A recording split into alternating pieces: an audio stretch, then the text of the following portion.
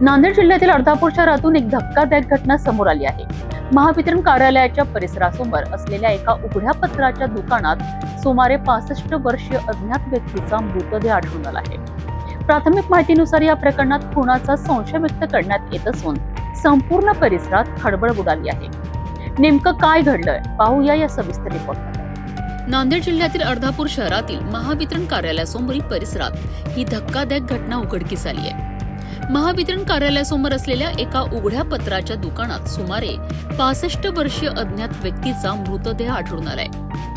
नागरिकांनी याबाबतची माहिती पोलिसांना दिल्यानंतर पोलीस प्रशासन तातडीने घटनास्थळी दाखल झालेत। घटनास्थळी उपविभागीय पोलीस अधिकारी माणिकराव बेंद्रे, पोलीस निरीक्षक महादेव मांजरमकर यांच्यासह फॉरेन्सिक लॅबचे पथक आणि पोलीस अधिकारी कर्मचारी पोहोचलेत।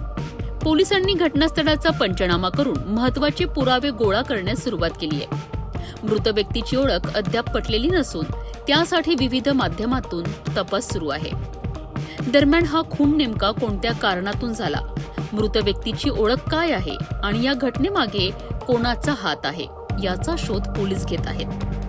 परिसरातील सीसीटीव्ही फुटेज, प्रत्यक्षदर्शींची माहिती आणि फॉरेन्सिक अहवालाच्या आधारे तपास पुढे सुरू असून या प्रकरणातील अनेक महत्त्वाचे धागेदोरे पोलिसांच्या हाती लागण्याची शक्यता व्यक्त केली जात आहे।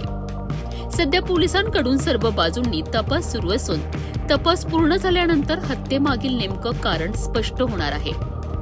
अर्धापूरमधील या खळबळजनक हत्येने नागरिकांमध्ये भीतीचे वातावरण निर्माण झाले आहे।